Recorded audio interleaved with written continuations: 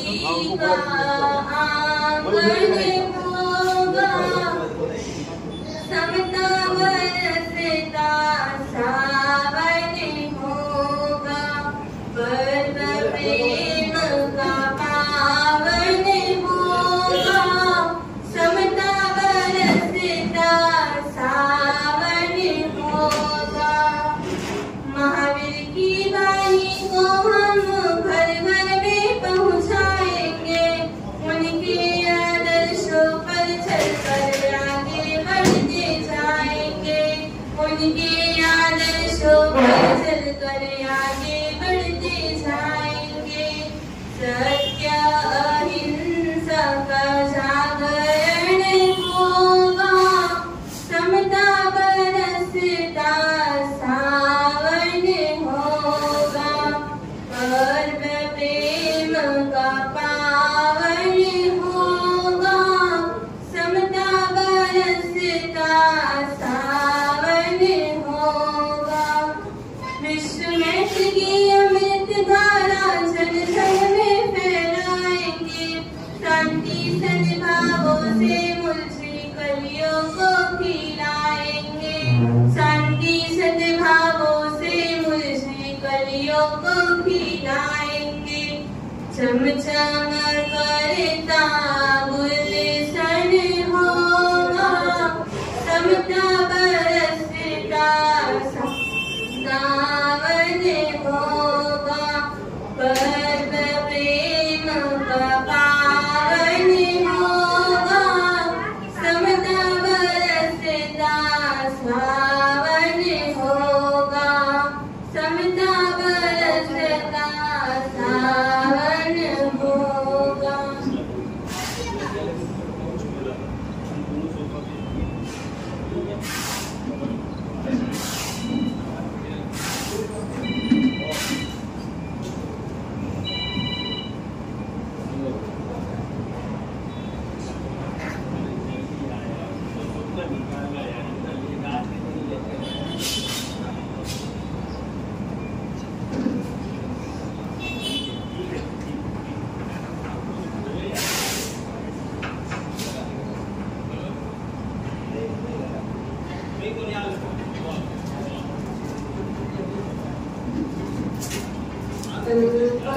श्रुतं श्रुतवतां परिहासधाम,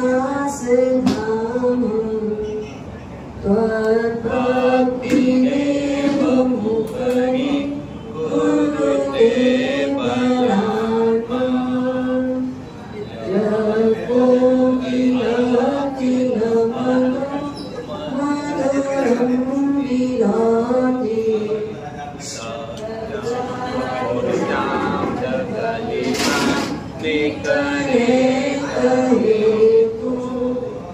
आते समय विवेक का परिचय दे, इधर से आते समय विवेक का परिचय दे।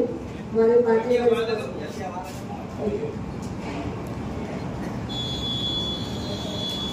धर्म प्रेमी बंधुओं, माताओं,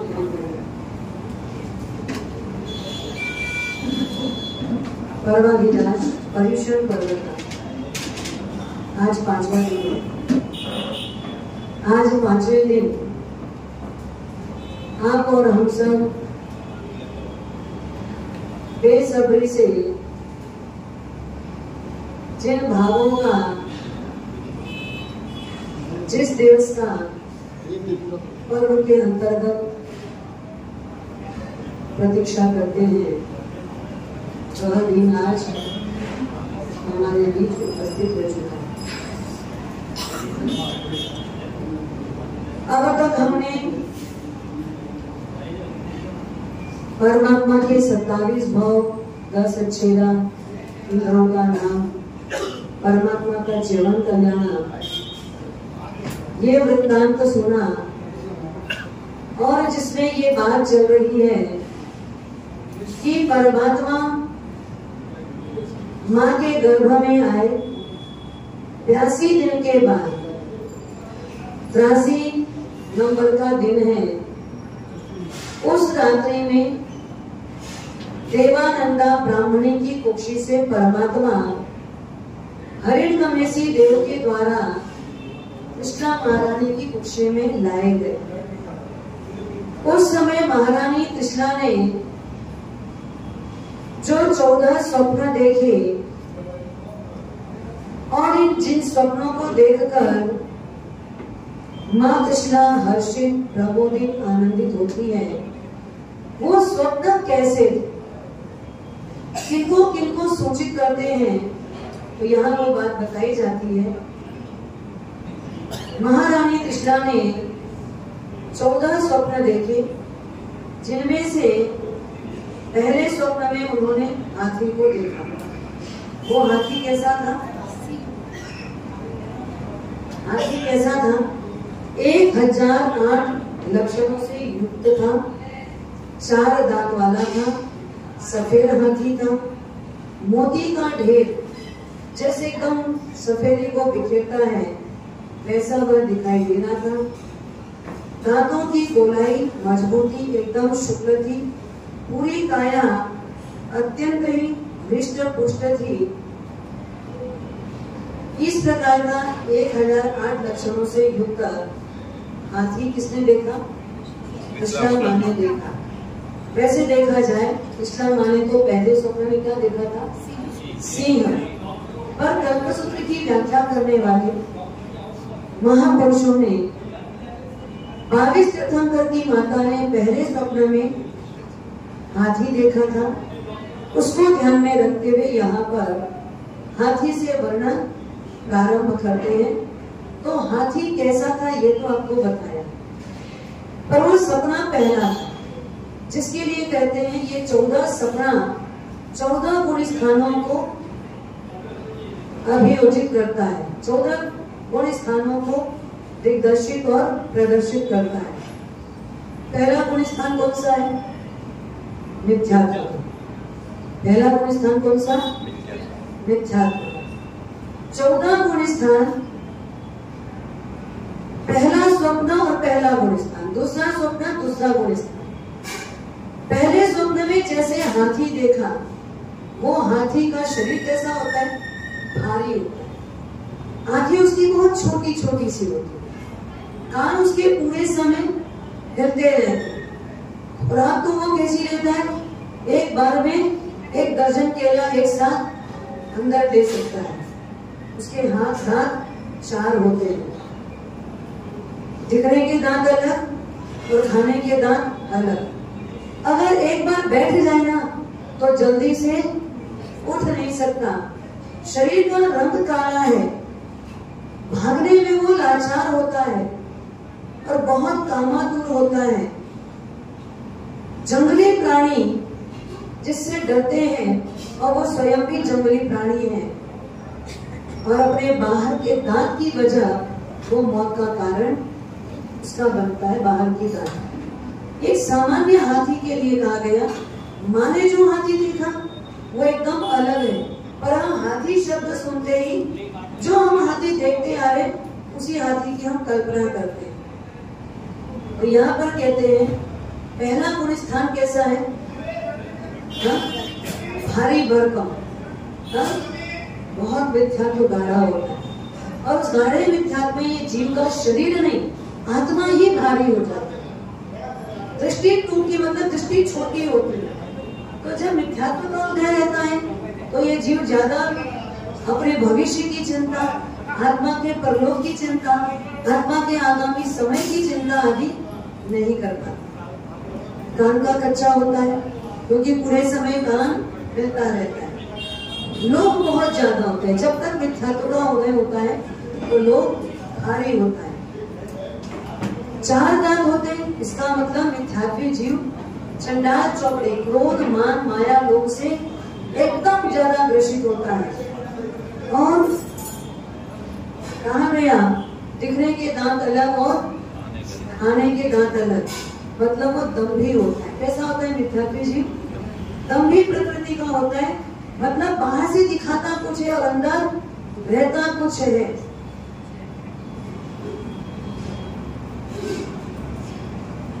अहंकार से ग्रसित होता है। फिर कैसा होता है? अहंकार से ग्रसित होता है। लेशा उसकी कैसी होती है? हाथी का शरीर काला होता है, मिथ्यात्वी जीव की लेशा कौन सी होती? कृष्ण लेशा। और तीव्र मूर्छा वाला मतलब अति प्रमादी होता है, वासना की आधीनता होती है, उनके हृदय में भी वो अनंत संसार को बढ़ाने वाला बनता है। इस प्रकार पहले नंबर में जो हाथी देखा, तो ये हाथी उस मिथ्यात्व को दूर करने वाला सफेद हाथी देखा। क्या देखा? हाथी तो होता काला है, सफेद भी होता है, पर सफेद हाथी देखने को बहुत कम मिलता है। अक्सर हमने जो हाथी देखा है वो कैसा देखा है? काला देखा है। तो काला मिथ्यात्व का प्रतीक है। तो ये मिथ्यात्व को दूर करने वाला, अगर पहले सपने की बोली बोलते हो, चढ़ावा लेते हो, तो मन में भाव क्या रखना? परमात्मा आज दे रही एक स्वप्न को मैं बता रहा हूँ, किस स्वप्न के आधार पे मेरा मिथ्यात्व दूर हो जाए और मुझे सम्यक दर्शन की प्राप्ति हो जाए। दूसरा स्वप्न बोलते हैं वृषभ का वर्णन। वो वृषभ कैसा था? तो कहते हैं उसकी सिंग एकदम तीक्ष्ण थी और 10 दिशाओं में एकदम सफेद उसकी धवलता प्रकाशित हो रही थी। उसके मुख में जो दांत है एकदम उज्ज्वल दंत पंक्ति वाले थे। सब सामान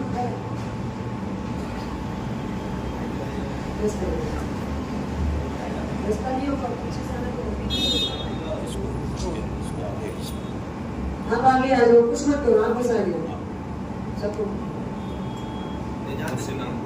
आप एक बार खड़े हो जाओ।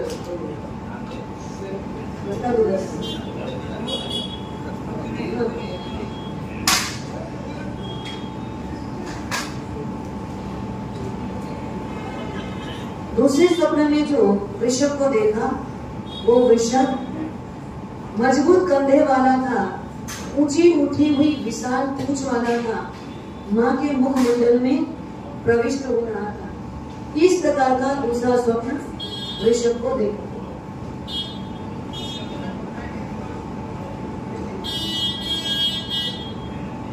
तो कहते हैं दूसरा गुण स्थान कौन सा है?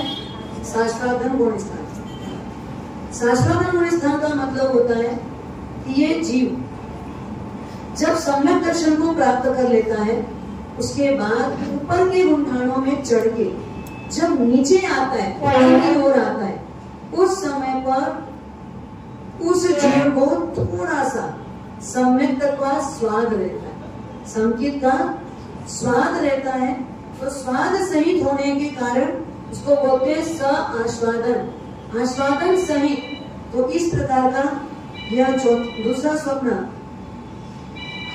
वृषभ का देखा, जिस वृषभ में विषय शक्ति कम होती है, विषयों के प्रति आकर्षण कम होता है। तो जब जीव शास्त्राधन गुण स्थान को प्राप्त करता है, तो उस समय ये जीव अपने जीवन में विषय आसक्ति, कसाय आदि की मात्रा कम हो जाती है, लेकिन विषय वापस आने लगता है। तीसरे स्वप्न में केसरी सिंह को देखा।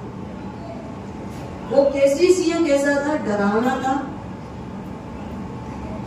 उज्ज्वल धवल वर्ण वाला था, उसके कंधे मजबूत थे, उसकी पूंछ विशाल थी। धीरे धीरे आता हुआ माँ के मुखमंडल में प्रवेश हुआ। इस प्रकार का स्वप्न देखा। इसका मतलब है तीसरा गुण स्थान कौन सा है? मिश्र गुण स्थान। तीसरा गुण स्थान है मिश्र गुण स्थान। तो जैसे सिंह पराक्रमी होता है, एकदम हुआदार होता है, कभी भी किसी से डरता नहीं है, उस प्रकार से ये सिंह के जैसा यहाँ पर पराक्रम होता है, क्योंकि इसमें गुण और दोष का मिश्रण होता है। मिश्र गुण स्थान में क्या होता है? गुण और दोष का मिश्रण होता है। सिंह अगर किसी के ऊपर लपक जाए तो उसको छोड़ता नहीं, और वो जहाँ पर रहता है वहां वो किसी से डरता नहीं है। तो एक गुण भी है और एक दोष भी है। तो मिश्र गुण स्थान कैसा होता है? बस थोड़ा गुण में चढ़ता है, फिर वो दोष में आगे आता है। इस प्रकार से गुण और दोष का मिश्रण करता हुआ ये तीसरा गुण स्थान है। चौथा स्वप्न उन्होंने लक्ष्मी देवी का देखा। लक्ष्मी तो आप लोग को पता है कैसी होती है, आप लोग लक्ष्मी को बहुत बार देखते हो ना? हाँ, लक्ष्मी का तो पूरा स्वरूप आपको पता ही है, फिर भी आपको स्वप्न में कभी कभी कोई गृहिणी दिखी, एकदम सुंदर सजी हुई, खूब सारे आभूषण पहनी हुई और ऐसा पैसा बरसाती हुई, तो आपको लगता है ये कौन है? लक्ष्मी देवी। क्योंकि जहाँ वो धन की वृष्टि कर रही वो कौन है? लक्ष्मी देवी है। तो त्रिशला माँ ने जो लक्ष्मी देवी देखी वो भी वैसी ही देखी। लक्ष्मी देवी का चेहरा एकदम मुस्कुराता हुआ था। सरोवर में जहाँ कमल खिले हुए हैं उस कमल के ऊपर उसका सिंहासन है। श्री देवी के कानों के कर्णफूल, ललाट पर लगी तेजस्वी बिंदिया, हृदय पर विराजमान रत्न जड़ित स्वर्णहार, हाथों में बाजूबंद, पाँव में पाजेब, यानी ये सब आभूषणों के बारे में वर्णन इसलिए कर रहे हैं कि जो एक दैविक शक्ति संपन्न जीव होता है वो ये सारे श्रृंगारों से सदा श्रृंगारित रहता है। ऐसा स्वप्न त्रिशला माँ ने चौथे स्वप्न में लक्ष्मी जी को देखा और देख करके अत्यंत प्रसन्न हुई। तो चौथा स्वप्न कौन सा? चौथा गुण स्थान कौन सा है? अविदत सम्यक दृष्टि गुण स्थान। मैंने सम्यक दृष्टि गुण स्थान, तो सम्यक दृष्टि का मतलब होता है जीव यहाँ पर आत्म संपदा, आत्मा लक्ष्मी को प्राप्त करने का स्थान प्राप्त कर लेता है। आत्मा लक्ष्मी की प्राप्ति कैसे हो? तो आत्मा लक्ष्मी अभी इधर ही है, आत्मा लक्ष्मी की प्राप्ति कैसे होगी इसके बारे का जिक्र है यहाँ पर कि जब आत्मा लक्ष्मी की प्राप्ति होती है तो जीव के सारे मिथ्यात्व दल खत्म हो जाते हैं और मिथ्यात्व दल खत्म होने पर जीव को ऐसी शक्ति प्राप्त होती है जिस शक्ति के बल पर वो आगे क्रमिक विकास करता है। बिना सम्यक दर्शन के जीव आगे क्रमिक विकास नहीं कर पाता। तो हमारी आत्मा को सबसे ज्यादा जरूरी क्या है? लक्ष्मी या सम्यक दर्शन? हाँ, आप लोग सबसे ज्यादा चढ़ावा किसका बोलते हैं? क्यों बोलते हैं? हाँ, क्यों बोलते हैं? सर बताइए। यह लौकिक सुख के लिए, यह लौकिक साधन सुविधा के लिए, या वास्तव में आप अपने आप को परमात्मा बनाने की इच्छा रखते? क्या करते? क्या करना चाहिए? लक्ष्मी जी इस संसार के सुखों को भोगने के लिए नहीं चाहिए। अगर लक्ष्मी मिले तो त्याग के लिए ही चाहिए। किस लिए चाहिए? अगर लक्ष्मी आना और लोग बढ़ते हो, लक्ष्मी को बोलना बिल्कुल आना नहीं, सड़कनी लगा दो, दरवाजे पे ताला लगा दो, एंट्री नहीं है बोलना। अगर आओ तो सहमति के साथ आना, मुझे सहमति देना।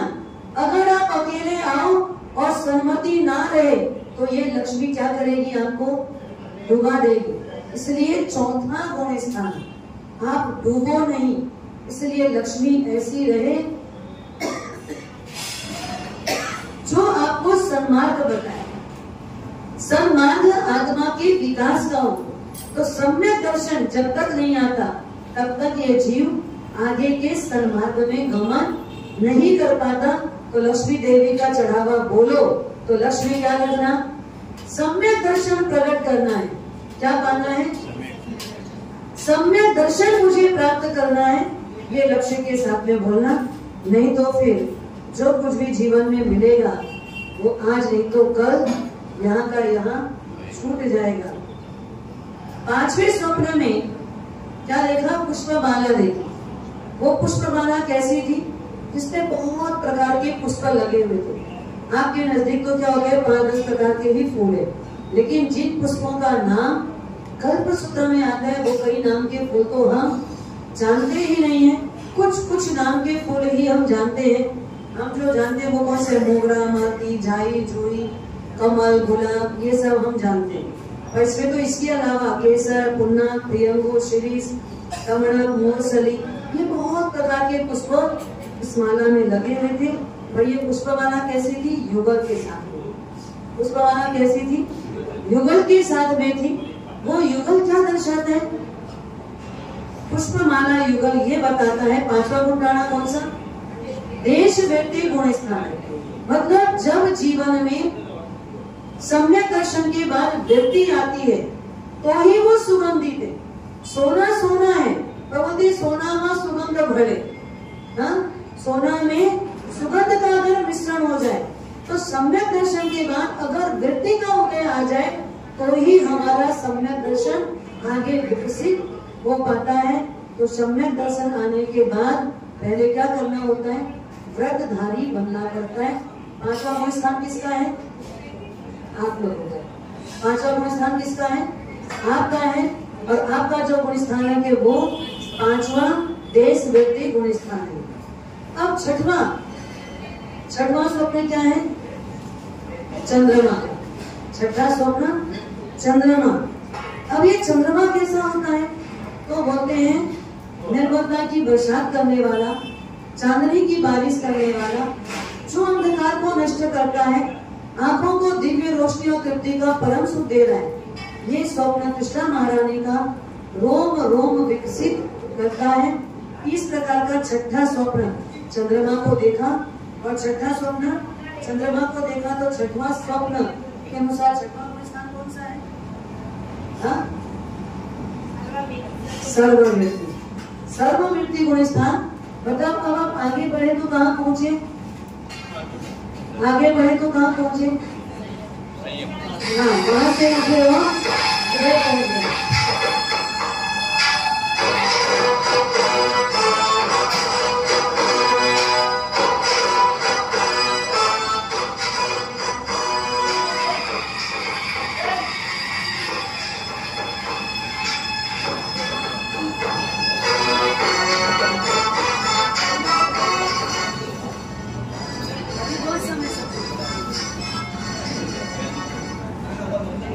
चलते प्रवचन के पीछे तो छलना मत करो, सब क्रमिक काम होगा आपका।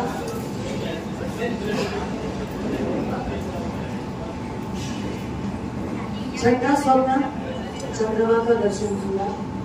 उस स्वप्न में माँ ने जो चंद्रमा देखा, इसका मतलब छठवां गुण स्थान कौन सा है, सर्ववृत्ति। चंद्रमा शीतलता का प्रतीक होता है। वैसे ही जब जीव सर्ववृत्ति को प्राप्त करता है तो वह एकदम शीतलता को प्राप्त करता है। सातवां स्वप्न सूर्य को देखा। तो सूर्य को देखने का मतलब है सूर्य का जब उदय होता है तो जीव एक सेकेंड का भी प्रमाद नहीं कर सकता। अब सातवां गुण स्थान कौन सा है, अप्रमत्त गुण स्थान। सातवां गुण स्थान कौन सा है, अप्रमत्त गुण स्थान। अब यहाँ पर जीव किसी भी प्रकार का प्रमाद नहीं करता है। आठवां स्वप्न ध्वजा। आठवां स्वप्न कौन सा है, ध्वजा। जब माँ ने ध्वजा को देखा तो ध्वजा में क्या क्या विशेषता थी, तो कहते हैं 5 वर्ण की ध्वजा थी।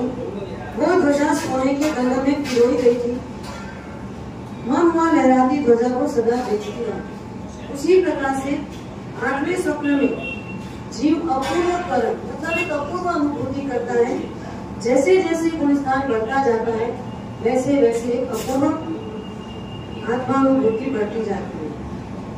9वें स्वप्न में माँ ने पूर्ण कलश को देखा जो शुद्ध था, पवित्र नीर से भरा हुआ था, जब जिसमें छलक रहा था। पूर्ण कलश के गले में दिव्य पुष्पों की माला महक रही थी। ऐसा उन्होंने 9वें स्वप्न में देखा। 9वां स्वप्न कौन सा है, अनिवृत्तिकरण गुण स्थान। ये गुण स्थान ऐसा है जो वहां जब भी कोई जीव जाता है सबके परिणाम एक जैसे ही रहते, एक समान स्थिर परिणाम वाले बनते हैं। तो जहाँ से वापस निवृत्त नहीं हुआ जाता उस गुण स्थान को बोलते हैं अनिवृत्तिकरण गुण स्थान। 10वें स्वप्न में पद्म सरोवर को देखा। पद्म सरोवर यानी जहाँ पर बहुत प्रकार के कमल होते हैं। एक एक कमल लाख लाख पंखुड़ी वाला होता है और लाख लाख पंखुड़ी वाले कमल में निवास किसका होता है, लक्ष्मी देवी का निवास होता है। आप लक्ष्मी जी को तो ले जाते हो, उनका घर यहाँ छोड़ जाते हो, तो लक्ष्मी जी बिना घर के रहेगी कैसे, हाँ लक्ष्मी जी बिना घर के रहेगी कैसे। तो वास्तव में पद्म सरोवर जहाँ पर लक्ष्मी का वास होता है, तो यहाँ पर जब 10वां गुण स्थान देखते हैं वो है सूक्ष्म संप्राय। अब कसाय की मात्रा एकदम अल्प हो गई है, आत्मा एकदम वीतराग अवस्था के निकट पहुंच चुकी है। तो ये 10वें स्वप्न के आधार पे 10वां गुण स्थान बताया गया। 11वां स्वप्न है क्षीर समुद्र। क्या है? क्षीर समुद्र। क्षीर समुद्र देखा तो समुद्र का आपको पता है कैसा होता है? गंभीर होता है। समुद्र की विशेषता क्या है? गंभीरता। समुद्र सबको समा लेता है। वैसे ही यहाँ पर जीव सारे कसायों को दबा के रखता है। एक भी कसाय यहाँ पर उफनता नहीं है। इसलिए इस गुण स्थान का नाम उपशांत मोह गुण स्थान है। 12वां स्वप्न माने क्या देखा? विमान देखा। 12वें स्वप्न में विमान देखा तो विमान कैसा था? बोलते 1008 स्तंभ वाला था। सूर्य उदय के समय एकदम कांति दिखती थी, रत्नमय दीवारें थी, मनोहर चित्र उसमें शोभित होते थे, सुगंधी धूप का प्रसार होता था। देव दुंदुभी की आवाज से पूरे जीव लोक में यह विमान सुंदर देदीप्यमान प्रतीत होता था। इसको देखने का मतलब है अब जीव 12वें गुण स्थान का जब स्पर्श करता है तो यहाँ जीव को एकदम छद्मस्त वीतराग दशा की प्राप्ति होती है। क्यों? क्योंकि यहाँ भी जीव छद्मस्त है, केवल ही नहीं बना है, पर अब उसके जितने भी दोष हैं वो सारे दोष खत्म हो चुके। 11वें में तो दबे हुए थे, पर 12वें गुण स्थान में क्या हुआ? सारे के सारे कषाय कलमश दूर हो गए, धुल गए, साफ हो गए, खत्म हो गए। तो अब यहाँ पर आत्मा की दशा वीतराग छद्मस्त गुण स्थान की हो जाती है। 13वें स्वप्न में रत्न राशि को देखा। राशि रत्नों की राशि, बहुत प्रकार के रत्न होते हैं। आप लोग रत्नों के नाम तो जानते हैं, सब अधिकतम रत्नों के व्यापारी हैं, रत्नों का व्यापार लेके बैठे। तो रत्नों के नाम जानते हैं आप लोग? कितने प्रकार के रत्न होते हैं? 84 रत्न होते हैं। क्या 84 लाख योनि में घूमना है तो रत्न भी कितने हैं? 84 है। एक रत्न कहाँ घुमाएगा? एक योनि में, 1 लाख योनि में। दूसरा रत्न दूसरी लाख योनि में। 84 रत्न 84 लाख योनि में। इसलिए एकेंद्रीय जीव के कलेवर में कभी भी प्रसन्न मत होना। आखिर वो कौन? आखिर एकेंद्रीय जीव का शरीर ही तो है, शव है वो। क्या है? अपना शव तो अपन रखते नहीं, और किसका शव रख रहे हैं? एकेंद्रीय जीव का शव है, तो उसमें कभी भी लोभी नहीं बनना, उससे कभी लालची नहीं बनना। तो ये रत्नों की राशि ये बताती है, जैसे रत्न देदीप्यमान होते हैं, उज्ज्वलता के प्रतीक होते हैं, चमक दमक से युक्त होते हैं, ऐसा अनेक प्रकार का रत्न माने देखा, जिसका मतलब क्या है? अब 13वां गुण स्थान सर्व रत्न का उद्घाटन। जितने भी गुण रत्न हैं पर अपनी आत्मा में, अपनी आत्मा कितने गुणों से समृद्ध है? आपके अंदर कितने गुण है? कांति जी, घनश्याम जी, आपकी आत्मा में कितने गुण है? बोलो मनीष भाई, आपकी आत्मा में कितने गुण है? अरे जवाब दो ना, आपकी आत्मा में गुण कितने हैं?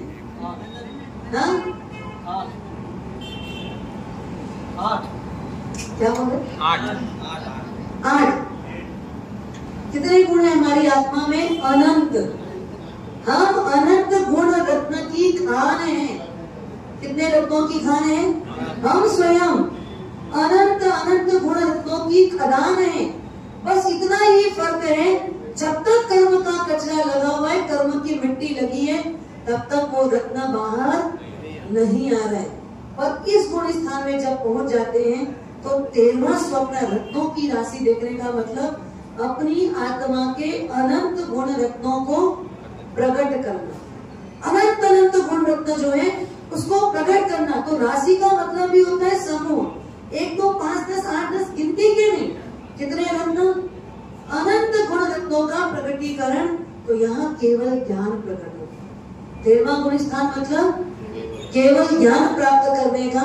और जिसको केवल ज्ञान मिल गया मतलब केवल ज्ञान मिल गया मतलब जितने भी गुण आत्मा के सारे उद्घाटित हो गए। अब एक भी गुण शेष नहीं है। और 14वां स्वप्न क्या देखा? निर्धूम अग्नि। निर्धूम अग्नि का मतलब अग्नि हो और धुआं ना हो। हमारा तर्क संग्रह तो बोलता है यत्र यत्र धूमस तत्र तत्र वह्नि।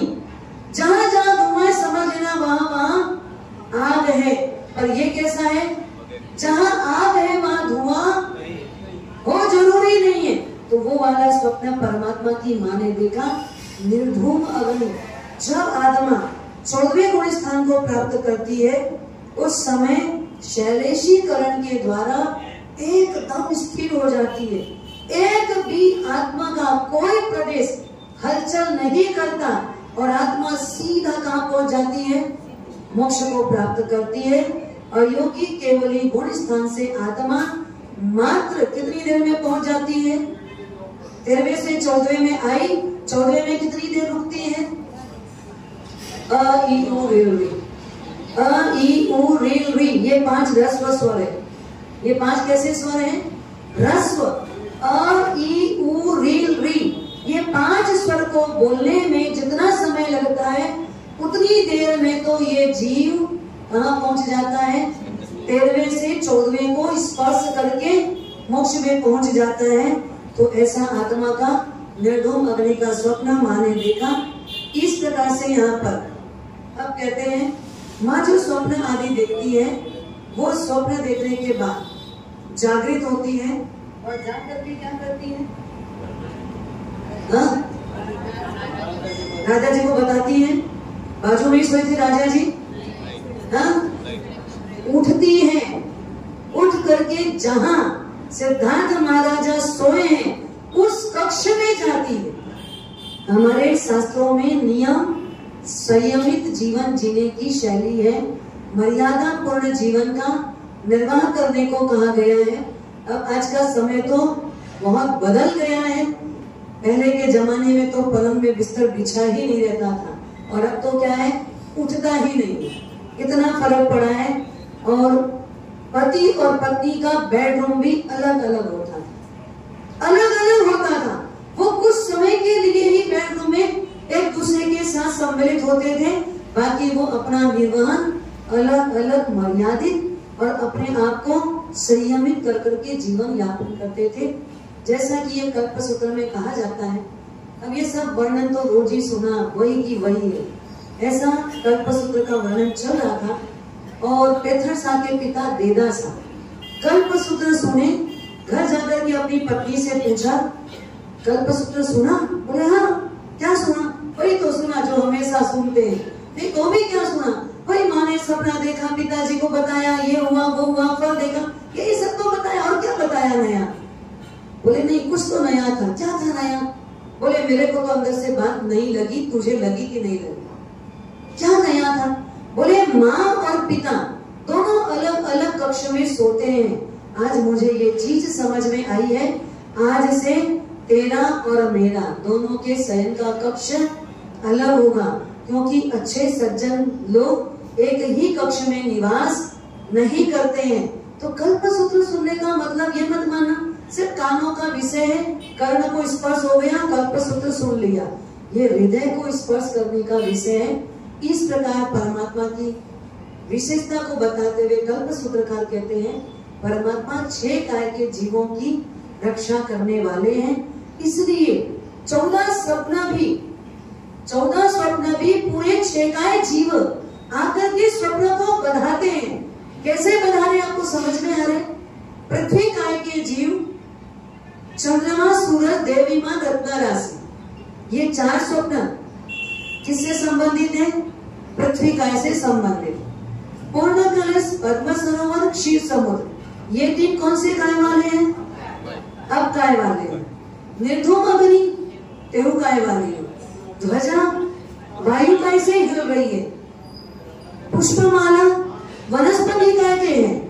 और स्वप्न हाथी का देखा, विषभ का देखा, सिंह का देखा, लक्ष्मी देवी देखी, ये कौन है? त्रस काय, पंचेंद्रिय जीव है। तो भगवान 6 काय के जीवों की रक्षा करने के लिए इस धरती पर अवतरण होने वाले हैं। तो माँ के गर्भ में आने के समय ही ये 6 काय के जीव अलग अलग स्वप्न के रूप में आकर के भी अपने आप को धन्यता का अनुभव करवाते हैं। इस प्रकार से 14 स्वप्नों को देखने के बाद परमात्मा की मां त्रिशला देवी प्रियंवदा दासी को आवाज लगाई। प्रियंवदा को कहा, चलो आज कहाँ चलना है? मुझे राजा के पास जाना है। तो उसने कहा, इतनी रात है? बोले नहीं, मुझे अभी कुछ विशेष काम से चलना है। हाथ का सहारा देकर के प्रियंवदा दासी ले जाने लगी, लेकिन माँ अस्खलित गति से राजहंसी की तरह, क्या बता रहे, एक महिला को चलने के समय चलना कैसे, आपके पैर उठने कैसे चाहिए, गजगामिनी की तरह एकदम आहिस्ता आहिस्ता भी नहीं, एकदम तेज भी नहीं, पर एक महिला जब चले तो राजहंस जैसा चलता है, उसी तरीके से एक अच्छे घराने की महिला चलती है। फिर ये तो राजमाता होने वाली है, तो इनकी बैठक, इनकी चाल, इनका जीवन, इनकी सोच, इनका शब्द सब वैसा ही है। जैसे ही त्रिशला महारानी सिद्धार्थ राजा के कक्ष में प्रवेश की और क्या कहा, सिद्धार्थ उठो, ओ सिद्धार्थ जागो, ऐसा बोला। क्या कहा उसने? हाँ, प्राणनाथ, स्वामी, प्राणेश्वर, हे हृदयेश्वर, ऐसे शब्द का संबोधन किया। आप क्या संबोधन करते हैं? हाँ? आप क्या संबोधन करते हैं? कमल इधर आना, तो विमल उसको लेके आना, तो अच्छा एक काम करना, तो राजेश आप जा रहे हो ना, तो ये सामान लेते आना। कौन है वो राजेश, कमल, विमल? हाँ, कौन है? आप जिसकी अर्धांगिनी कहलाते हो वो आपका जीवन साथी है। हमारे यहाँ पर ये शाब्दिक व्याख्या कभी भी नहीं थी। पूर्व के जमाने में तो शब्दोच्चारण करने में माताएं इतना ध्यान देती थी, अगर किसी के पति का नाम मिश्री मर्जी हो ना, हाँ, तो मिश्री शब्द नहीं बोलती थी। खाने में अगर मिश्री का प्रयोग करना है तो वो 10 प्रकार से उसका संबोधन देती कि सफेद होती है, शक्कर की जैसी होती है, मीठी होती है, डल्ला होता है, वैसी चीज मुझे चाहिए। पर वो ये नहीं बोलेगी मुझे क्या चाहिए, मतलब वो मिश्री शब्द डायरेक्ट तो नहीं बोलती, और अगर कहीं जा रही है, आ रही है, तो मिश्री चाहिए भी नहीं बोलेगी। आपको पता है, एक महिला एक बार कहीं बाजार गई हुई थी और उसके जेठ जी का नाम, उसके पति का नाम है, जेठ जी का नाम जेठमल जी, एक तो पद में भी जेठ और भी नाम भी जेठमल जी। अब वो बीच बाजार में खड़े हैं। अच्छे घराने की औरतें जल्दी से पुरुषों को क्रॉस नहीं करती, विवेक संपन्न होती है। बता रही, ये पूरा कल्पसूत्र जो है ना, हमारे पास कहते समय का अभाव होता है और इसे बताने की चीजें बहुत होती है। अब वो जेठमल जी 4 लोगों के साथ बीच बाजार में बात कर रहे, तो आते समय अब वो बीच में खड़े, तो मैं ऐसे साइड से भी कैसे निकलूं? तो बेचारी दुबक के दुकान के पास, दरवाजे के पास खड़ी रहती है। आधा पौन घंटे के बाद जब उनकी चर्चाएं समाप्त होती है, वो हटते हैं, तब वो वहां से आती है। घर जब पहुंचती है तो सासू माँ बोलती, इतना छोटा सा काम करने में इतना समय लगा दिया, इतनी छोटी सी चीज लेने दुकान गए और इतना टाइम लग गया। तो उसने जवाब क्या दिया? हाँ, पैसा घासू वे लागे, वासु लागे आषाढ़। क्या बोला? पैसा घासू वे लागे, वासु लागे आषाढ़। मानक चौक में वह खड़िया, मैं की माऊ घर बा। मैं कैसे आती घर? बीच में कौन खड़ा था? जेठ जी को जेठमल जी नाम है, सिर्फ जेठ जी भी नहीं बोल सकती, मतलब बड़े का भी नाम नहीं लेना, ससुर का नाम नहीं लेना, पति का नाम नहीं लेना। तो जेठमल जी, अगर वो बोले जेठ जी खड़े थे तो जेठमल जी का नाम आ जाता है। तो उसने क्या बोला? पैसा खासू गए लागे। पैसा के बाद कौन सा महीना आता है? याद है कि नहीं? 12 महीने का नाम, हाँ, बैसाखासु वे लागे, मतलब बैसाख से वो लगते हैं जेठ जी, और वासु लागे आषाढ़। जेठ के बाद क्या लगता है? पर वो जेठ शब्द का प्रयोग नहीं करती। ये हमारी भारतीय परंपरा है, ये हमारी आध्यात्मिक परंपरा है, जहाँ विवेक और विनय की परिपाटी मजबूत थी और उस मजबूत परिपाटी के अनुसार जीवन यापन होता था। तो इन्होंने सिद्धार्थ महाराजा को जगाया। उन्होंने देखा त्रिशला महारानी आई है, तो उन्होंने भी त्रिशला नहीं बोला। क्या बोला? हाँ? अहो देवानु प्रिय, इस रात्रि में आने का कोई विशेष प्रयोजन? आप चल के आई है, थक गई होंगी, तो आसन ग्रहण करो। बिना बोले पता है ये सिंहासन किसका लगा है? हाँ? महारानी के लिए लगा हुआ है। जब भी महारानी इस कक्ष में आती है तो उसी सिंहासन पर बैठती है, और बिना इजाजत के एक सन्नारी बिना पति के आदेश के वो आसन में ग्रहण नहीं करती। अब तो हम आसन में बैठ के आदेश देते हैं। फर्क क्या पड़ा? बिना आदेश के आसन में तो बैठते हैं, पर आसन में बैठ के क्या करते हैं? हाँ, आदेश हिलाते हैं। चाहे सासू हो, चाहे ससुर हो, चाहे पति हो, चाहे जेठ हो, कोई भी रहे, हम बैठे बैठे बैठे हुकुम हिलाते हैं। ये हमारी परंपरा नहीं है। महारानी कृष्णा ने बताया, मैंने आज रात्रि में 14 महास्वप्न देखे हैं, गज से लेकर अग्निशिखा तक। और ध्यान से सुना, और ध्यान से सुनने के बाद उन्होंने कहा, अहो तुमने तो उदार स्वप्न देखे, महान स्वप्न देखे, इन स्वप्नों का फल अति उत्तम होगा। तुमने जो स्वप्न देखा है, निश्चित तौर पर मेरा मन और मेरी बुद्धि ये आगाही करती है, तुम एक अत्यंत रूपवान, बलशाली, कोई उत्तम, पराक्रमी, महादानेश्वरी, किसी अच्छे से अच्छे पुत्र को जन्म दोगी। ये सुनकर के माँ अत्यंत खुश होती है।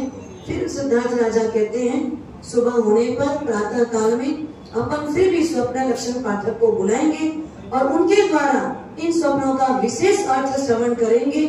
आप अभी आराम से प्रयाण करें, लेकिन सोना मत। सोने से क्या होगा? उत्तम स्वप्न कभी कभी चला जाता है।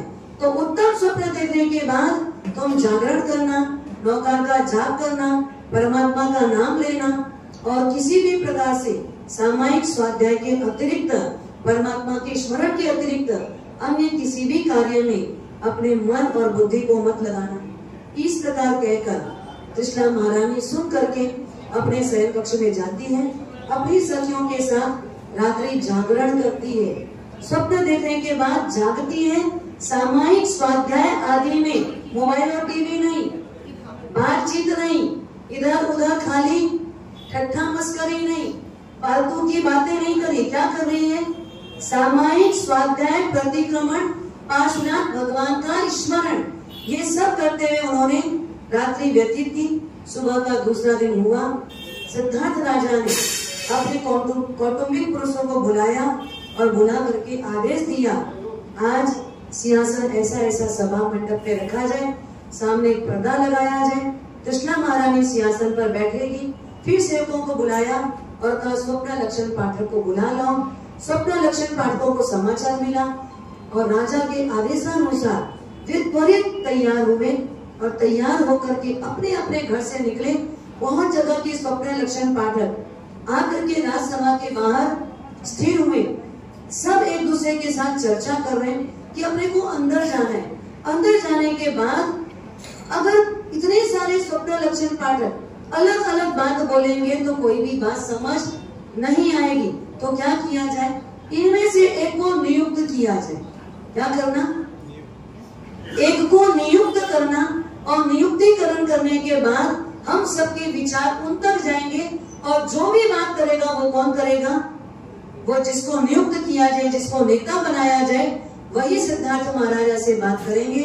इस प्रकार विवेकशाली वो स्वप्न लक्षण पाठक आते हैं और आकर के सिद्धार्थ महाराजा राज्यसभा में आने के पहले स्नान आदि करते हैं, तैयार होते हैं। स्नान आदि के लिए उनके पास लक्षपात, शतपात तेल आदि होता है, उससे मर्दन होता है। उनके नहाने का पानी कैसा होता है? वो भी सुगंधित होता है। कपड़े भी इतने व्यवस्थित अच्छे पहने हुए हैं, सारे आभूषणों से सुसज्जित हुए हैं।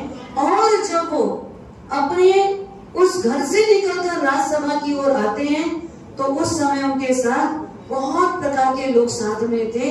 अकेले सिद्धार्थ महाराजा नहीं आते हैं। तो इस प्रकार सभा में आए और आकर के कृष्णा महारानी भी सखियों के साथ सभा पे जहाँ पर्दा लगा है अंदर सिंहासन पर विराजमान हुई। उसके पश्चात सिद्धार्थ महाराजा ने उन स्वप्न लक्षण पाठकों का उचित सम्मान किया, उनको आते ही साथ फल आदि प्रदान किया और उन्हें अच्छे स्थान पर विराजमान किया। उनके उनके लिए अलग से आसन लगा हुआ है, सिंहासन लगा हुआ है, उसमें स्वप्न लक्षण पाठक बैठते हैं और वो कहते हैं कि आपने हमको क्यों याद किया, आज कोई विशेष बात है, चर्चा है, आज आपने हमको बुलाया। तो सिद्धार्थ महाराजा ने रात्रि की जो घटना थी कि आज महारानी त्रिशला ने एक नहीं, दो नहीं, 14 महास्वप्न देखे हैं, उन स्वप्नों का अर्थ जानने के लिए हम आपको स्मरण किए हैं और यहाँ तक बुलाए हैं। उस समय पर स्वप्न लक्षण पाठक हर्षित होते हुए सिद्धार्थ महाराजा को अत्यंत बधाई देते हैं, आशीर्वाद देते हैं कि पार्श्वनाथ परमात्मा आपके ऊपर अत्यंत कृपा बरसा रहे हैं, क्योंकि वो पार्श्वनाथ भगवान को अभी तक मानने वाले हैं, क्योंकि 23वें तीर्थंकर का ही अभी शासन चल रहा था। इस प्रकार पार्श्वनाथ भगवान की कृपा आपके ऊपर बनी रहे, इस भाव के वर्णन के साथ स्वप्न लक्षण पाठकों ने कहा, देखिए राजन, महारानी ने जो स्वप्न देखा है अत्यंत ही स्पष्ट है, अत्यंत सुंदर है, महान है, इसकी तो हम जितनी प्रशंसा करें उतना कम है, लेकिन हमें आप ये बताने की कृपा करें, उन्होंने जो 14 स्वप्न देखा वो स्पष्ट था या अस्पष्ट था? कहा एकदम स्पष्ट देखा। तो तुरंत ज्योतिषियों ने कहा, हमारे स्वप्न शास्त्र में वैसे 72 स्वप्न का अधिकार है, उनमें से 42 स्वप्न तो सामान्य फलदायक है, पर 30 स्वप्नों का फल महान फल को देने वाला होता है।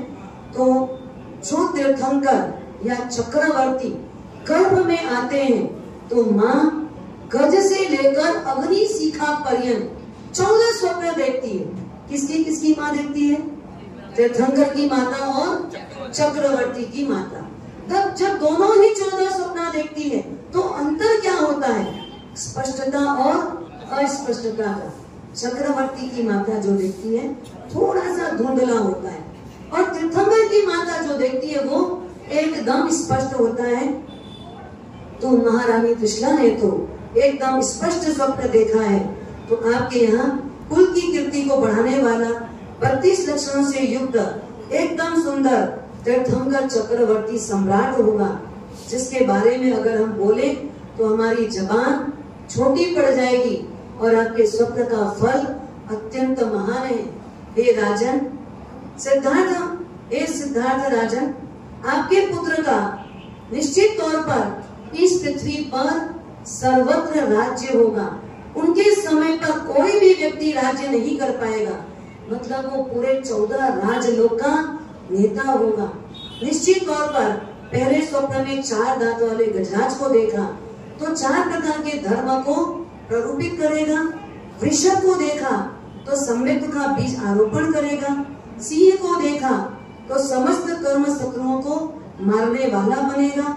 लक्ष्मी देवी को देखा तो संवत्सरी दान मतलब वर्षी दान देकर पूरी पृथ्वी को सुखी और प्रसन्न करेगा। 5वें स्वप्न में पुष्पमाला को देखा तो निश्चित तौर पर पुत्र की आज्ञा तीनों लोक में गतिमान होगी। चंद्रमा को देखा तो पूरा सर्वत्र तीनों लोक में प्रसन्नता की बाहर आएगी। सूर्य को देखा तो आपका पुत्र तेजस्वी होगा और उनके पीछे हमेशा एक भामंडल लगा रहेगा। ध्वजा देखी, उससे आपके पुत्र के आगे आगे धर्म ध्वज चलेगा। पूर्ण कलश देखा तो निश्चित तौर पर सम्यक ज्ञान दर्शन चारित्र रूपी धर्म से परिपूर्ण होगा। पद्म सरोवर देखा, इसका मतलब है कि आपका पुत्र जब विहार करेगा तो देवों के द्वारा स्वर्ण कमलों की रचना होगी। क्षीर समुद्र को देखा, इसका मतलब है कि दर्शन ज्ञान चारित्र रूपी विविध रत्नों को धारण करने वाला वो रत्नाकर होगा। देव विमान देखा, इसका मतलब है जब जब भी वो देवगण विमान में बैठकर इनका दर्शन करने आएंगे, इनको वंदन करने आएंगे, जब भी ये विचरण करेंगे तो देव देवी इनके साथ हमेशा रहेंगे। रत्न राशि देखी, इसका मतलब है केवल यहाँ के पश्चात इनका रत्न में समोसरण की रचना होगी। 14वां स्वप्न तो ऐसा कभी न तो सुना है न देखा है कि अग्नि हो और वहाँ धुआं न होता हो। आपका पुत्र जो स्वप्न, आपका पुत्र ऐसा होगा जो मिथ्यात्व रूपी शीत को दूर करेगा और अपने आप को 14वें राजलोक का सिरमौर बनाएगा। अब वो कभी भी कोई भी प्रकार का कर्म धुआं नहीं होगा, 14वें पुण्य स्थान को क्रॉस करके मोक्ष में जाएगा। इस प्रकार से 14 स्वप्नों का अर्थ सुनकर के महाराजा सिद्धार्थ ने उनको बहुत अच्छे तरीके से बताया, सम्मानित किया, अनेक गांव आदि इनाम में दिए कि आपने हमको इस स्वप्नों का बहुत उत्तम में उत्तम अर्थ बताया है। उसके पश्चात पंडित जी वहां से चले गए। सिद्धार्थ महाराजा उठे, उठ करके जहाँ त्रिशला महारानी है वहां आकर पुनः जो स्वप्न का फल ज्योतिषी से सुना है वो खुश होकर के दोबारा त्रिशला महारानी को सुनाते हैं। और त्रिशला महारानी ने ये नहीं कहा मैंने तो सुन लिया ना, वही तो आप बताओगे, अब एक ही बात को दोबारा क्या सुनना है, ऐसा कोई मुंह तोड़ जवाब नहीं देती है। दोनों हाथ जोड़कर पति जो कहते हैं उसको सिरोधार्य करती है, खूब आनंदित प्रमोदित होती है और लास्ट में क्या बोलती है, जैसा आपने कहा था वैसा मैंने सोचा था और जैसा मैंने सोचा वैसा आपने कहा, वैसा ही पंडितों ने अपने को स्वप्न का फल बताया है। मतलब विचारों में कोई टक्कर, हाँ हमारे तो हर विचार में क्या है, हम बोलेंगे पूरब में चलना तो वो बोलेंगे पश्चिम में चलना, आप बोलोगे 9:15 को चलना, वो बोलेंगे अरे महाराज सब बोलते रहेंगे, अपन कब चलेंगे, 11 बजे तक चलेंगे। तो ये हमारे विचारों में आपस की टक्कर सदा बनी रहती है, पर यहाँ दोनों में कोई आपस में विचारों की टक्कर नहीं है। अब यहाँ पर कहते हैं त्रिशला महारानी जब गर्भ का धारण करती है तो वह किसी भी प्रकार से हास्य, शोक, भय, उत्साह, घृणा आदि कोई भी चीज अति तो किसी में भी नहीं करती, क्योंकि अति क्षति का कारण है, अति सर्वत्र वर्जयेत है। फिर यहाँ पर कहा जाता है कोई भी प्रकार से इस प्रकार का गलत काम आदि न करना। सिद्धार्थ महाराजा, त्रिशला महारानी हमेशा ध्यान रखते हैं कि गर्भस्थ शिशु को किसी भी प्रकार की कोई पीड़ा आदि न हो और उसका संरक्षण संवर्धन अच्छे से हो। इस प्रकार से माँ पूरे समय अपने गर्भ का ध्यान रखती है। पर कुछ समय बीतता है, परमात्मा गर्भ में आए और थोड़े दिन के बाद परमात्मा को लगने लगता है जब भी मैं चलता हूँ, हिलता हूँ, डोलता हूँ, मेरी माँ के पेट में दर्द होता होगा, मेरी माँ को पीड़ा होती होगी, और मैं कैसा अभी जन्म के पहले से माँ को पीड़ा दूंगा तो नहीं, मैं हिलना डुलना बंद कर दूं तो मेरी माँ को कोई पीड़ा नहीं होगी। ये सोच के परमात्मा गर्भ में हिलना डुलना बंद कर लेते हैं। पर जब हिलना डुलना बंद किए तो माँ सुखी हुई कि दुखी हुई? क्यों? अब तो पेट में दर्द नहीं होता तो सुखी होनी चाहिए ना। पर माँ जब बनना होता है तो हर एक नारी उस दर्द को, उस पीड़ा को प्रसन्नता से स्वीकार करती है। वो पीड़ा उसे पीड़ा नहीं लगती, क्योंकि उसके अंदर एक ही भाव हिलोरे देता है, मैं माँ बनने वाली हूँ। उसके अंदर एक वात्सल्य, प्रेम, मातृत्व जो करता है, उसके कारण सारा दर्द न लग करके वो भी प्रसन्नता दायक लगता है। जब हिलना डुलना बंद कर दिए तो माँ को लगा क्या हो गया, मेरा गर्भ गिर गया, मर गया, सड़ गया, गल गया, हुआ क्या, ये हिलता नहीं है, डुलता नहीं है, कहीं चल नहीं रहा है, हुआ क्या है? माँ सुखी होने की बजाय दुखी हो गई। कोई नारियल के पानी में कपूर डाले कि नारियल का पानी कपूर डालेंगे तो क्या होगा, ठंडा हो जाएगा। कपूर डालने से क्या होता है, ठंडा हो जाएगा।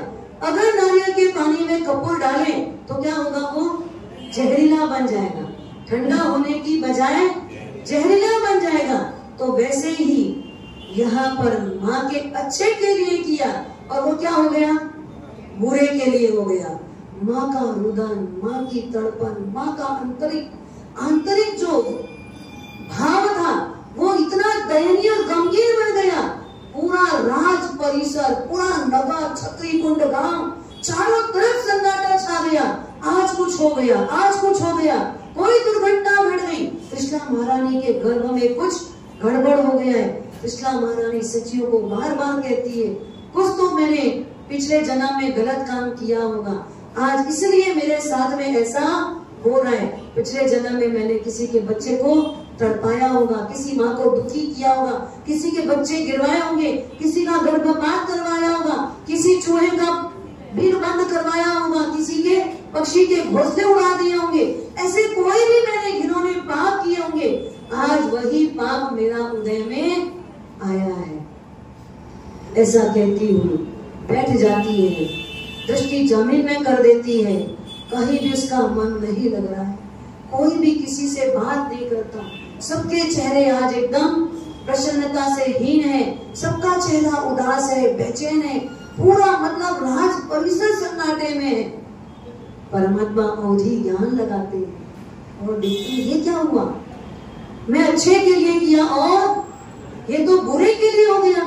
अभी तो मैं धरती में जन्म नहीं लिया हूँ, तो माँ को मेरे से इतना मोह है, अगर मैं जन्म लूंगा और बड़े होकर के दीक्षा की आज्ञा मांगूंगा तो ये माँ तो मुझे आज्ञा देने के पहले ही इसको कुछ गड़बड़ हो जाएगा। तो ऐसी माँ का तो मोह अत्यंत है। जब तक मेरी माँ इस संसार पे रहेगी तब तक मैं उनसे दीक्षा की आज्ञा, तो बस अपन भी क्या करेंगे, ये नियम पालेंगे, हाँ यही नियम पालेंगे ना, पर उनके जाने के बाद ले ही लेंगे, ये भी तय है। पहली बात तो भगवान को पता है उनके माता पिता की उम्र कितनी है और उनकी आयुष्य कितनी है, दोनों की आयुष्य के बारे में उनको पता है, लेकिन हमको तो इसके बारे में कुछ भी पता नहीं है। पर परमात्मा का ये जो समय है गर्भावस्था में माता के लिए एक जो अपार भक्ति है, माँ के प्रति जो एक प्रेम है, माँ के प्रति जो समर्पण है, वो ये घटना आज वास्तव में एक हमारे जीवन में चिराग का काम करती है। जहाँ जीवन में अंधेरा हो गया है वहां पर अंधेरे को दूर कर देना। माता पिता के प्रति कभी भी भक्ति कम मत करना, माता पिता के प्रति कभी सम्मान कम मत करना। हमारे शास्त्र तो यह बोलते हैं, जो बच्चा अपने माता पिता की सेवा में थोड़ी भी कमी किया उसको शास्त्र पढ़ने का अधिकार नहीं, उसको गुरुजनों का चरण छूने का अधिकार नहीं, उसको कोई परमात्मा की पूजा करने का अधिकार नहीं। तो माता पिता की भक्ति कभी भी कम नहीं होनी चाहिए। नहीं तो आज के लाल पता नहीं क्या समझते हैं और क्या सोचते हैं। आज तो वो ये चाहते हैं कि स्वच्छंद जीवन जीना, जिसको नाम और लेवल किसका लगाना, स्वतंत्र जीवन जीने का। साथ रहना नहीं चाहते, साथ निभना नहीं चाहते, रहे तो खटपट लगती है, रहे तो उनको लगता है यहाँ तो हमारे लिए जंजीर है, पर वो यही नहीं जानते आज अगर उनका आशीर्वाद नहीं है तो ध्यान रखना आगे का जीवन आपका अंधकार में, आपको जीवन में कभी उजाला नहीं मिल सकता। जिसके जीवन में माता पिता की बद्दुआ होगी वो अपने जीवन में कभी भी खुशहाल नहीं होगा। अगर जीवन में खुशी चाहते हो, प्रसन्नता चाहते हो, तो माता पिता की दुआ और आशीर्वाद जिंदगी के आखिरी मोड़ तक लेना। उसके लिए चाहे पीहर जाना बंद करना पड़े, रोक देना, लेकिन सास ससुर की सेवा से कभी मुंह नहीं मोड़ना। 4 रोटी जल्दी बना के देना, लेकिन एक रोटी बनाने में मुंह फुलाने का काम कभी मत करना। एक लड़का अपने आत्मकथा लिखता है, जब वो छोटा था तो छोटे बचपन में ही स्कूल जाते जाते में किसी ने उसको चिढ़ा दिया कि तेरी माँ तो कानी है, एक आंख वाली है, एक आंख है नहीं, फूटी आंख वाली है, अंधी है तेरी माँ। ऐसा बच्चों ने उसको चिढ़ाया तो उसे चिढ़ छूटती थी, मेरी माँ की एक आंख है, मेरी माँ की एक आंख है। तो घर आकर के माँ को बोलता था, माँ सब बच्चे मुझे चिढ़ाते हैं, मुझे अच्छा नहीं लगता है, आप एक काम करो ना, मर जाओ। बच्चा क्या बोलता है, अभी बचपना है, तब वो क्या बोलता है, माँ इससे अच्छा मर जाओ, क्योंकि सब मुझे बार बार चिढ़ाते हैं आपके कारण कि तेरी माँ तो कैसी है, अंधी है, कानी है, एक आंख वाली है। तो माँ मुझे सुनना अच्छा नहीं लगता। माँ ने बोली, कोई बात नहीं बेटा, तुझे अच्छा नहीं लगता, पर मुझे तो जो जीवन मिला है वो तो मुझे जीना ही है। ऐसा करते करते मैं थोड़ा बड़ा हुआ, पढ़ने के लिए सिंगापुर गया तो मेरी माँ से दूरी हो गई। अब किसी को नहीं पता कि मेरी माँ कैसी है। सिंगापुर गया, पढ़ा लिखा, सेट हो गया, वही शादी कर लिया, वही रहने लगा, बच्चे हो गए, सब कुछ हो गया, परिवार बस गया, माँ से मेरी कोई मुलाकात नहीं। अचानक एक दिन माँ मुझे खोजते खोजते सिंगापुर मेरे घर पहुंच गई। दरवाजे की घंटी बजाई, मैंने दरवाजा खोला, सामने मेरे बच्चे साथ में थे। जैसे उन्होंने मेरी माँ को देखा, घबरा गए, डर गए, और मेरे मुंह से निकला, तू यहाँ तक भी मेरा पीछा करने आ गई, मेरे बच्चों को डराने आ गई, फिर तू रानी माँ यहाँ क्यों पहुंच गई? कोई जरूरत नहीं मेरे दरवाजे में चढ़ने की, चली जाओ यहाँ से। ऐसा मैंने बोला। माँ तो भारी मन से चली गई। माँ वापस घर लौट गई। घर पहुंचने के बाद कुछ समय निकल गया। कुछ सालों के बाद मैं सिंगापुर से भारत लौटा, और भारत जब गया तो मैंने सोचा चलो एक बार घर देख के आ जाऊं, माँ से मिल के आ जाऊं। माँ से मिलने गया तो घर पे ताला लगा था। पड़ोसियों ने बताया अभी कुछ महीना पहले ही आपकी माँ का स्वर्गवास हो गया है, आपकी माँ दुनिया में नहीं रही। लेकिन उन्होंने एक पत्र दिया है, जब कभी मेरा बेटा इस दुनिया में इस घर पे आए तो उसको जरूर ये पत्र देना। माँ का पत्र उसके हाथ में था।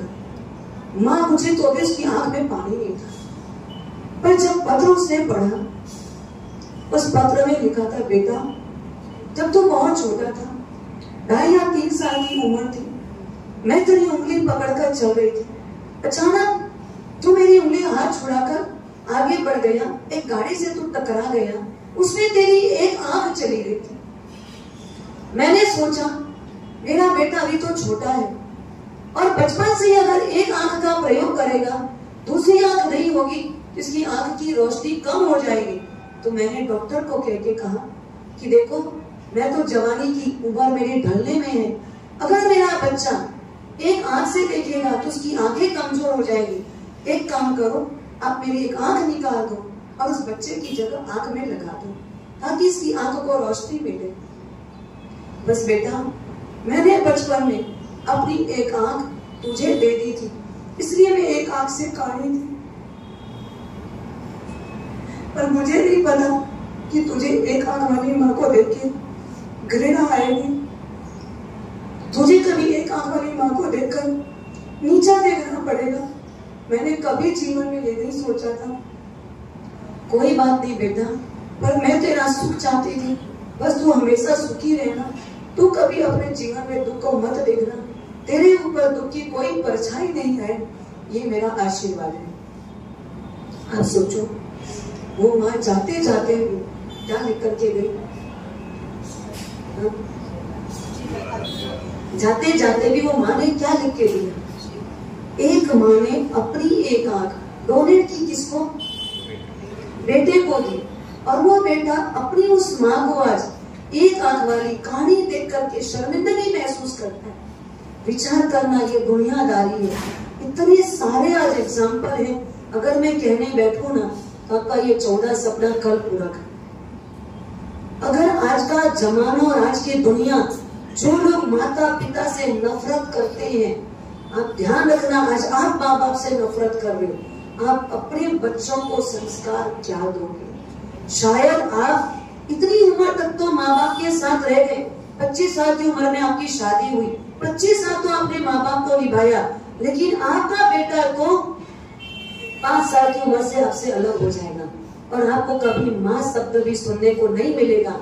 और जब आप तड़पोगे, उस समय लगेगा कि क्या मेरी हालत हुई है।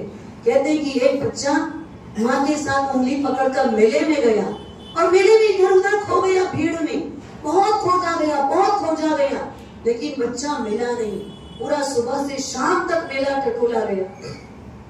लास्ट में रात के 10 बजे के आसपास कोई बच्चे को लेकर के आया और कहा, ये बच्चा आपका है क्या? ये रोते हुए हमको मिला है। जैसे ही बच्चा को देखा, माँ उसको पकड़ी और अपने एकदम दिल से लगा ली, चिपका ली, और उसकी चौधारा आंसू निकलने लगे।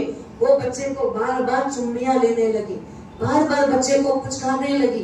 पतिदेव सामने खड़े हैं, उन्होंने अपना सूट के साथ में उठाया और घर से निकलने लगे। बच्चे की तरफ देखे भी नहीं। तो पत्नी ने कहा, आपको कुछ लगता नहीं? अपना बच्चा पिछले 8 घंटे से खो गया था, वो ले दे के अपने को मिला है, और आप बच्चे से प्रेम नहीं करते, प्यार नहीं करते, और आप जाता रहे सूटकेस उठा के। नहीं, मुझे समझ में आया माँ का दिल कैसा होता है, माँ का दिल कैसा होता है, मुझे अब समझ में आया। जब तेरा बच्चा तुझसे 8 घंटा अलग रहा तो तू परेशान और पीड़ित हो गई। जिस माँ ने मुझे 28 साल से नहीं देखा है, वो माँ का दिल कैसे तड़प रहा होगा। मैं आज अपनी माँ से मिलने जा रहा हूँ। 8 घंटे में अगर तू बिना बच्चे के तड़प सकती है, तो वो माँ 28 साल से मेरे लिए कैसे तड़प रही होगी। मैं मेरी माँ से मिलने जा। विचार करना, माँ का प्रेम कभी भी स्वार्थ परक नहीं होता है। माता पिता डांट भी दे, कुछ कह भी दे, कभी भी उनके अंदर आपके अहित की कोई भी दुर्गंध नहीं है। वो कभी आपका नुकसान नहीं चाहते। बस आप निस्वार्थ भाव से सोचोगे तो ही समझ आएगा।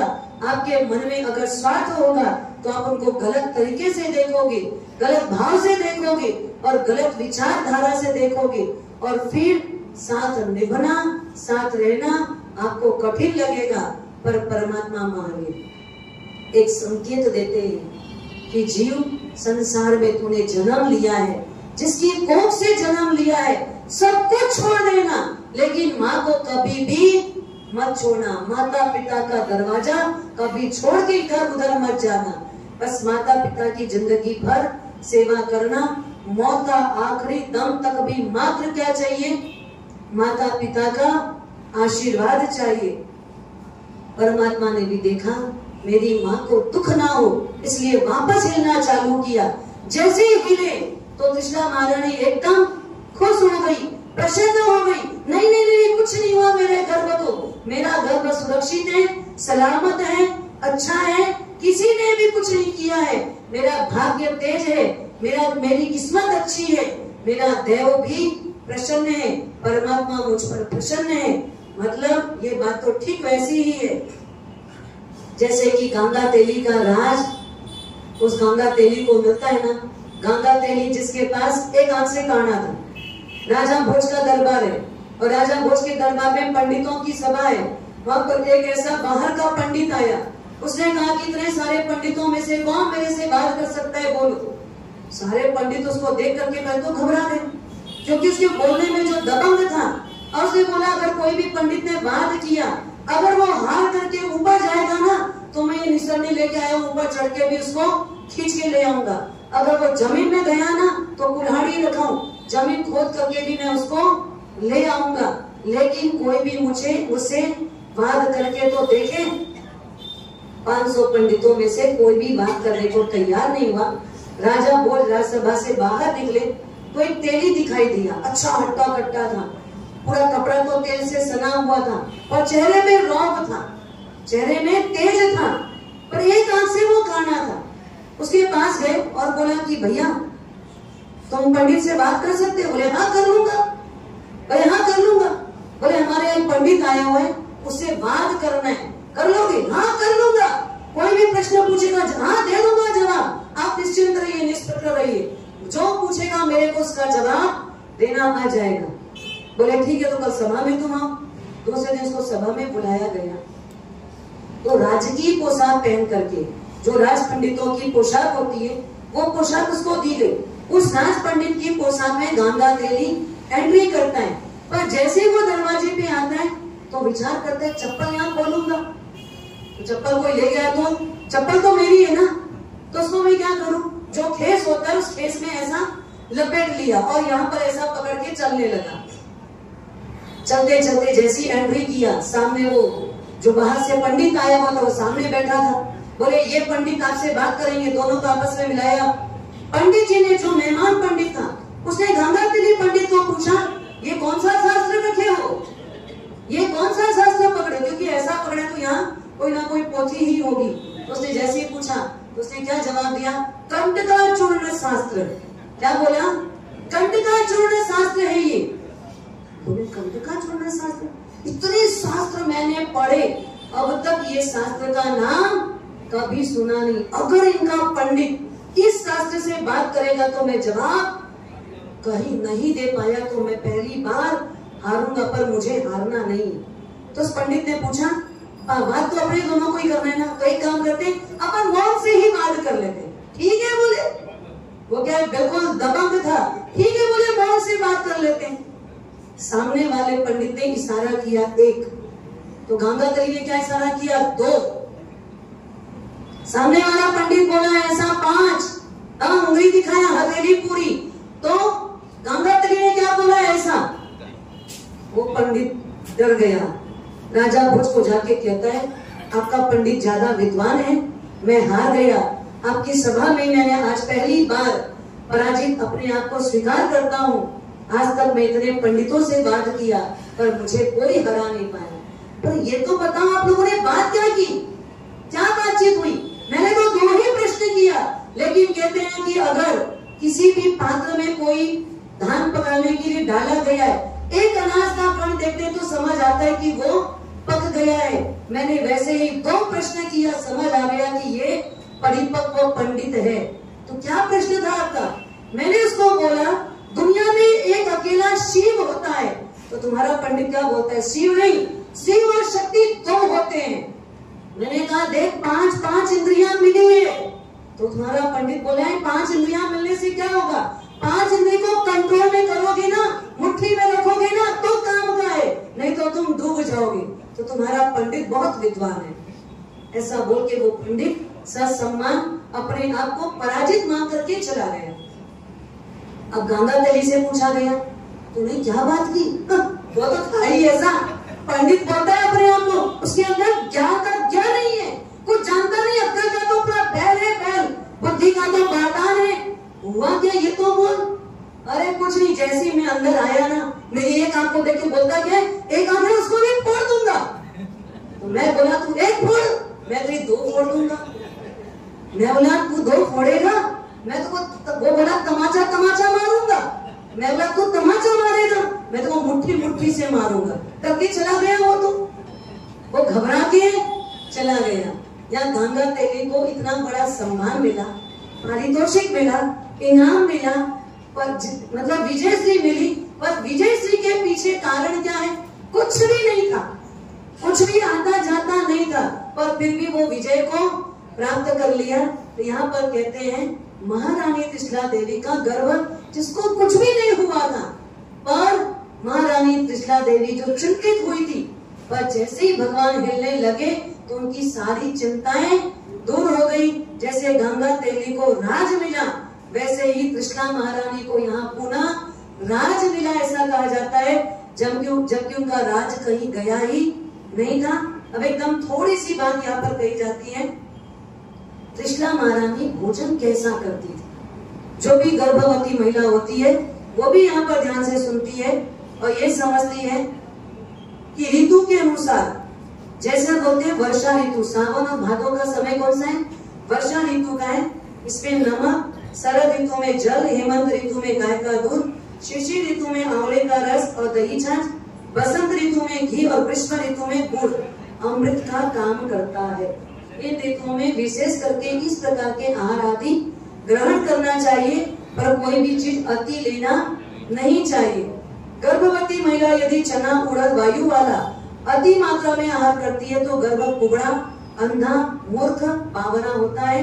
गेहूं आदि पित्तवर्धक आहार का अति सेवन करे तो गर्भ गिर जाता है। दही आदि कफ वाला अधिक मात्रा में आहार करे तो गर्भ चर्म रोगी होता है। अति क्षार वाला आहार करे तो गर्भ नेत्र रोगी, अति शीत आहार करे तो बालक के शरीर में कंप रोग, अति उष्ण आहार करे तो बालक बलहीन होता है। गर्भकाल के दौरान मिथुन सेवन करने से बालक मृत्यु को प्राप्त करता है। त्रिशला महारानी पूरे समय सारी चीजों का यथा योग्य पालन करती है, कहीं पर भी मेरे गर्भ का कोई नुकसान ना हो। आंखों में अगर ज्यादा अंजन लगावे, सुरमा, काजल आदि ज्यादा लगावे तो बालक अंधा और नेत्र रोगी होता है, चक्षु रोगी बनता है। अगर माता अत्यंत बातचीत करती है तो बालक बड़ा होकर के बहुत पंचायती करने वाला बनता है। गर्भवती महिला को अपना व्यवहार बहुत शालीन रखना चाहिए। गर्भवती महिला को बहुत सात्विक प्रवृत्ति रखनी चाहिए। धार्मिक प्रेरणा दे वैसे साहित्य आदि पढ़ने चाहिए। टीवी, मोबाइल, वीडियो आदि तो बिल्कुल अवॉइड करना चाहिए। भक्ति के गीत आदि सुनने चाहिए। महापुरुषों के चित्रों का दर्शन करना चाहिए, भक्ति भावना करनी चाहिए। गर्भकाल के दौरान माँ का आचरण व व्यवहार बालक के भविष्य का निर्माण करता है, क्योंकि ये सबसे पहली प्रारंभिक पाठशाला है। जैसा जैसा माँ विचार करती है वैसा वैसा बच्चे का विचार बनता है। जैसा माँ काम करती है वैसा बच्चा काम करना सीखता है। मैं आपको एक छोटी सी घटना बताती हूँ। एक गर्भवती महिला, क्या वैसे वो लोग चोर थे, क्या थे? चोर थे, और चोरी से ही अपनी आजीविका चलाते थे। चोरी से ही उन्होंने महल बनाया, चोरी से ही उन्होंने अपना घर भरा था। तो माँ के मन में हमेशा ये रहता, मेरा बच्चा हमारे धंधे को आगे बढ़ाने वाला हो। अब धंधा क्या है? चोरी का। तो उसको लगता था मेरा जो बच्चा हो ना, मेरे धंधे को और आगे बढ़ावे और अच्छे से चोरी करना सीखे, चोरी की कला में एकदम निष्णात हो जाए, ताकि कभी भी किसी के द्वारा पकड़ में न आए। पूरे गर्भकाल के दौरान माँ के विचार इसी प्रकार के रहते। जब बच्चे का जन्म हुआ, आया, उसको नहलाने के लेके जाती है, और नहलाते नहलाते जब उसको वापस माँ के पास छोड़ती है, अचानक उसका ध्यान जाता है उसकी अंगूठी गायब हो गई। किसकी? नर्स की अंगूठी गायब हो गई।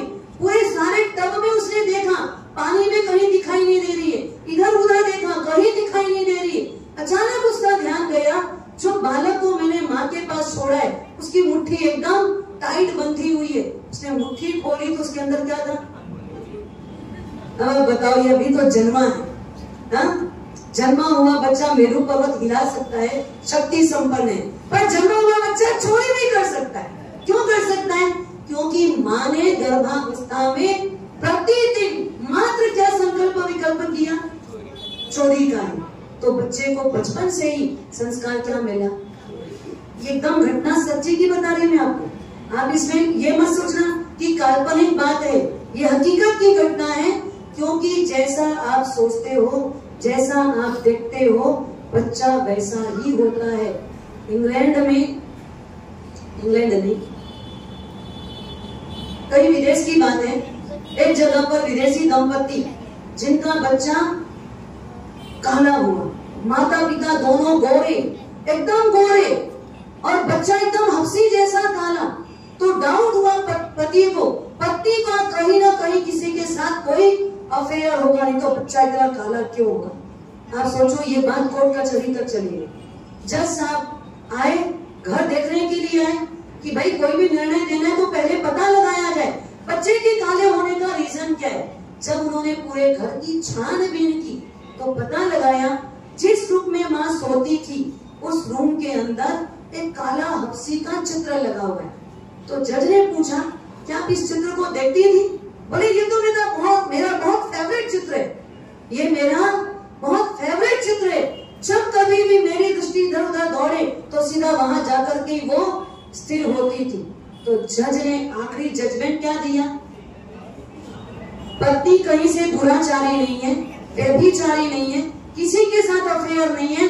जो गलती हुई वो क्या हुई है कि आपके कक्ष में जो काला हफ्सी का चित्र लगा हुआ है और पत्नी बार बार उसको बड़े प्रेम से देखती थी, तो उसकी असर किसको हुई? बालक की स्किन पे हुई। तो आप विचार करो कहां कहां तक इसकी असर होती है। तो साविका गर्भकाल के दौरान अनेक तीर्थों की यात्रा आदि कर सकती है, जहां तक उसके शरीर की स्वस्थता की फीलिंग हो। और शुद्ध भावना क्या है? मेरी संतान गौतम स्वामी जैसी हो, संयम ग्रहण करे, हमारे कुल में कल्याण करने वाली बने। इस प्रकार की भावना यहाँ पर कृष्णा माता भी भाती है और हर एक गर्भवती माता को भानी चाहिए। इस प्रकार की घटना देख करके कई माताओं के मन में कई इच्छाएं पैदा होती है। वैसे ही कृष्णा माता को भी कई इच्छाएं पैदा हुई, उनमें से सारी इच्छाएं पूरी होती है। मात्र एक इच्छा कौन सी? कि मैं इंद्र के इंद्राणी के कानों का कुंडल खींच करके पहनूं। तो ये इच्छा को पूरी करने के लिए स्वयं धरती पर कौन आते हैं? इंद्राणी सहित इंद्र महाराज आते हैं और ये इच्छा पूरी करते हैं। इस प्रकार से परमात्मा महावीर की माँ कृष्णा देवी गर्भावस्था का संरक्षण संवर्धन करती हुई अपना समय निर्गमन करती है। 9 महीना और कितने दिन पूरे होने वाले हैं? 9 महीना 7 दिन पूरे हो गए। अभी आधा दिन बचा हुआ है। वो आधा दिन कैसे व्यतीत होगा, फिर परमात्मा का जन्म कैसे होगा, उसका अधिकार अगले वर्तमान जो ज्ञानी भगवंतों ने देखा होगा कहा जाएगा। पचखाण वाले उपवास के पचखाण, उपवास सूर्य हो गए। अब पचाई दिव्यम भी आराम असम पाना आंखें बंद करें और रीढ़ की हड्डी को एकदम सीधी कर लें। रीढ़ की हड्डी एकदम सीधी, हाथ जोड़े, आंखें बंद करें, लंबी दीर्घ 3 बार श्वास लें। ओमकार की ध्वनि होगी, उसके पश्चात ये आगमन की बात कही जाएगी। अभी आप लोग भी बैठ जाइए, जो लोग हैं लाभार्थी वो भी बैठ जाइए। थाली किसके हाथ में है? लाभार्थी को तैयार है। हाँ, सभी लोग बैठ जाएंगे। जहाँ जो खड़ा है वो यथा स्थान बैठ जाए, बैठ जाइए। सभी 5 मिनट के लिए बैठ जाए।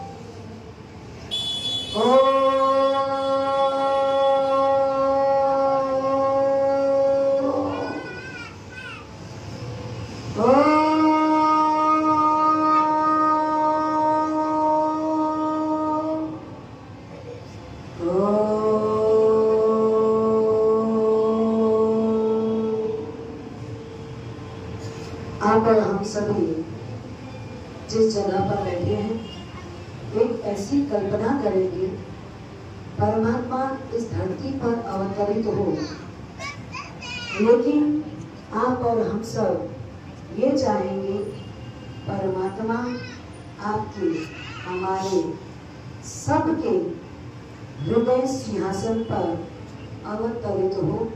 आंख बंद करके एक कल्पना करना, मेरा हृदय एकदम साफ, स्वच्छ, निर्मल, पावन, पवित्र हो चुका है।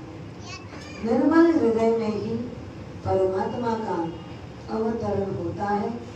अपने दिल को सारे विकारों से, विषयों से, वासनाओं से, सांसारिक भावनाओं से साफ कर ले। मात्र और मात्र मेरा दिल एक सिंहासन के रूप में बन चुका है।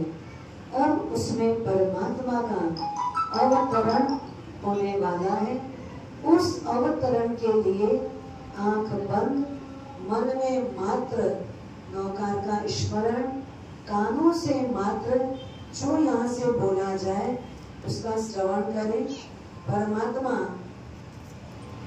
23 तीर्थंकर के पश्चात इस धरती पर 24वें तीर्थंकर परमात्मा महावीर स्वामी कृष्ण काल में चैत सुदी 13 के दिन 9 मास 7.5 दिन संपूर्ण हो जाने पर सर्व ग्रह सूर्य, चंद्र, मंगल, बुध, बृहस्पति, शुक्र, शनि उच्च स्थान में प्राप्त होने पर मेष लग्न के दशांश में आया हुआ सूर्य परम उच्च गिना जाता है। वृषभ लग्न के 30वें अंश में आया हुआ चंद्र परम उच्च माना जाता है। कर्क लग्न के 5वें अंश में बृहस्पति परम उच्च कहा जाता है। मीन लग्न के 27वें अंश में आया हुआ शुक्र परम उच्च कहा जाता है। तुला लग्न के 20वें अंश में आया हुआ शनि परमोच्च समझना चाहिए। ज्योतिष शास्त्र के अनुसार 3 उच्च ग्रह जिसकी कुंडली में हो वह राजा बनता है। 5 उच्च ग्रह जिसकी कुंडली में हो वह वासुदेव बनता है। 6 ग्रह ऊंचे हो वह चक्रवर्ती बनता है और 7 ग्रह उच्च हो वह तीर्थंकर बनता है। जन्म के समय यदि 3 ग्रह नीचे स्थान पर हो तो वह व्यक्ति राजकुल में जन्म लेकर के भी दास होता है। 3 ग्रह उच्च स्थान पर विराजमान हो तो हीन कुल में जन्म लेकर भी वह राजा बनता है। 3 ग्रह यदि अपने गृह में हो तो वह मंत्री बनता है और 3 ग्रह सूर्य के साथ अगर मिले हुए हो तो वह बालक मूर्ख होता है। ये बात ज्योतिष शास्त्र की है। लेकिन जिस समय 7 ग्रह उच्च स्थान में थे, समस्त दिशाएं निर्मल थी, तमाम शकुन जयकारी थे, समग्र देश हर्षित थे, सर्व पृथ्वी पर सुकाल था, सर्व धान्य उत्पन्न थे, चारों ओर महोत्सव मंगल प्रवर्तमान था। उस समय चैत सुदी 13 के दिन उत्तरा फाल्गुनी नक्षत्र में प्रधान चंद्र बल प्राप्त होने पर आरोग्यवर्धिनी जगत जननी जगत गुरु की माता सिद्धार्थ महाराजा की पटरानी क्षत्रिय कुंड की महारानी अवसरपिणी काल के जगत गुरु जगत तीर्थंकर सबके तरन तारणहार स्वयं तीरे हम सबको तारने के लिए इस अवनी पर, इस धरती पर जगत पूज्य विश्व वंदनीय जगदीश्वर 24वें